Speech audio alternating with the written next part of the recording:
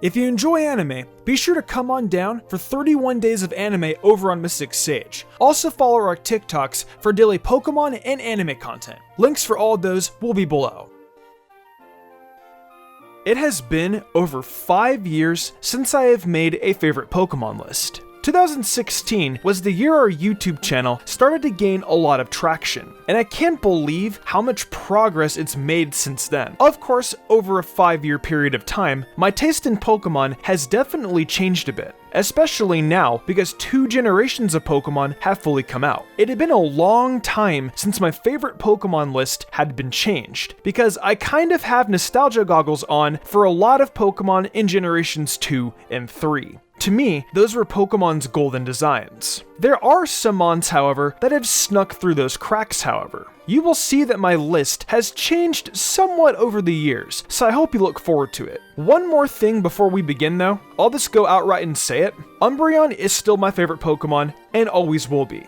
Why am I saying this right now? Well, because I didn't want to include it at the number 1 spot because it was so dang obvious. In fact, there are probably some commenters that have already commented even before the video started, saying Umbreon was going to be number 1. Well, sorry to burst your bubble, Greninja Master, but unfortunately, that's not how it's going to work today.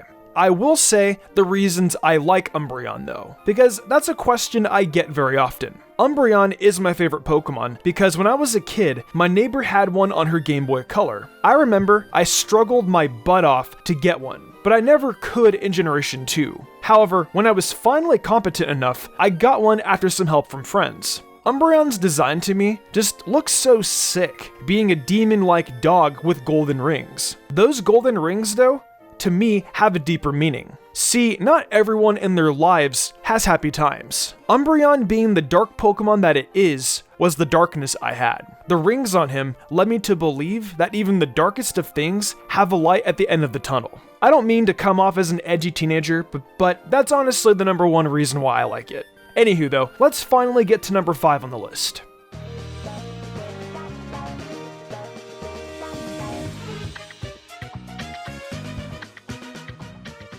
Butterfree has always been in my top 5 favorite Pokemon ever since I was a kid.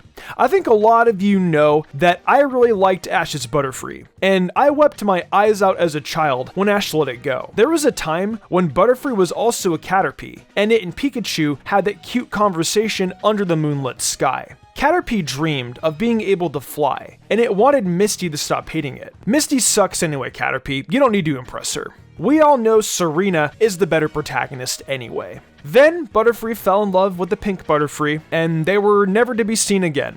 Deep down, I think we really know what happened to Butterfree, but I don't really like to admit that. Sometimes the world isn't a fair place, you know? I will admit it was cool to see a callback to Butterfree when Ash found Caterpie in the Univin series and essentially helped it evolve. It threw us a little nostalgia ball, and it was a really nice touch.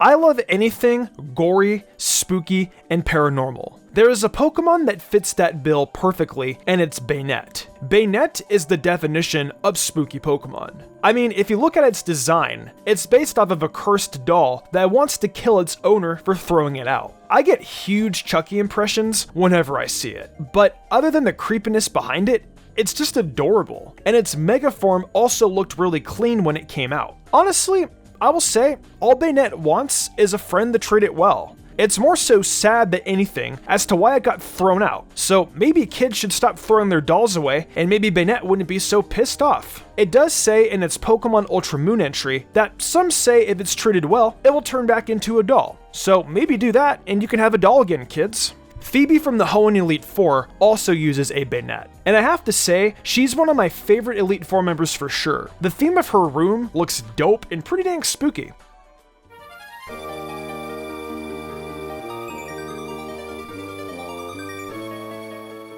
Up in the number 3 spot is Tapule. Tapule was the first Pokemon in many years that enticed me to liking it. It had been since Generation 3 since I liked a Pokemon this much, and the fact it's in my top 3 now definitely shows something. Obviously, without Umbreon being on there, it's number 4, but you get the point. Honestly, my reasons for liking Tapule are pretty simple. One is its design, 2 is its shiny, 3 is its anime appearance, and 4th is its personality. For its design, I just really like the colors of pink and black, and the fact that it looks so mischievous. The shiny coloration is the most slick though design-wise. The color palette is just swapped, turning it more black with a bit of pink showing. Black shinies are the best shinies. Just look at all the Greninja masters that watch my videos. Lastly, its personality it showed during the anime showed from the dex entries said about Lele. According to its Pokemon Sun dex entry, it states, "The guardian deity of Akala is guilelessly cruel. The fragrant aroma of flowers is the source of its energy. It just acts any way it wants and just loves being cruel." You would just have to watch the anime to get what I mean. It's not a horribly mean Pokemon, it's just playful. I say that with an upside down smiley face.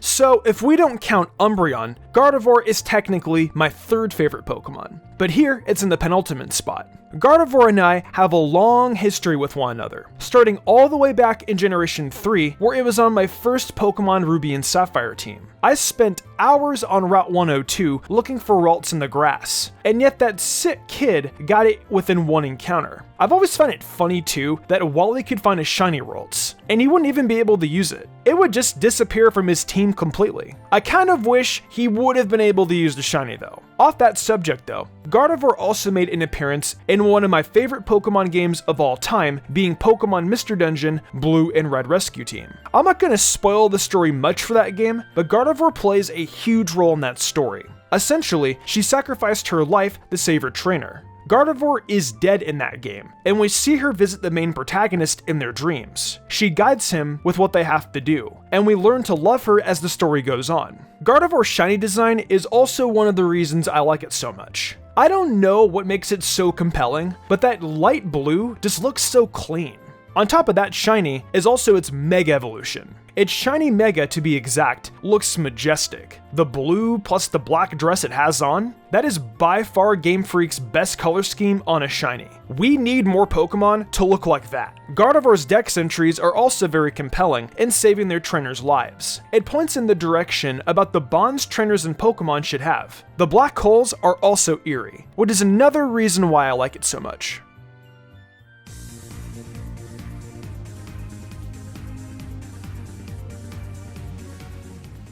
Not counting Umbreon as my favorite Pokemon is Chikorita. I've been getting flack about this for years, and all the Chikorita haters out there, y'all suck.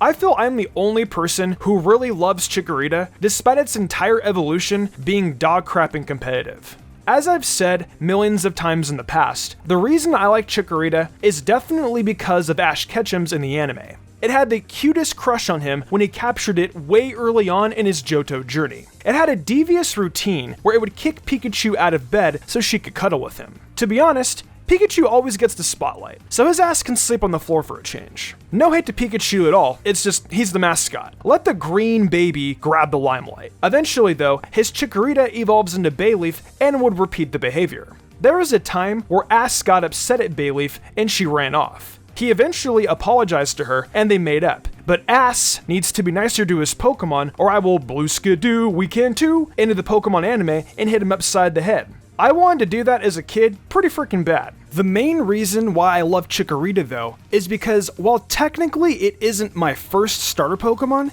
it feels like it. Bulbasaur was technically it, but I don't think wandering around Viridian Forest for hours counts. I was also a 4-year-old kid at the time. When Gold and Silver came out though, my grandma had bought me a copy of Silver. At the time, I had seen Chikorita in the anime, so I already knew which one I wanted.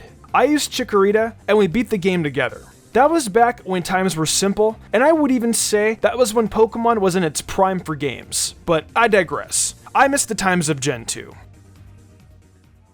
Well, that wraps up my new list of top 5 favorite Pokemon, discluding Umbreon. Chikorita, though, will always be the number 2 choice in my book, and I hope that in the future, that little green pair will get more love. I need to start a Chikorita support group because this Pokemon gets bullied too much. Aside from that though, what are your favorite Pokemon? Let me know down below. If you like Electrode though, then you have bad taste. Just saying.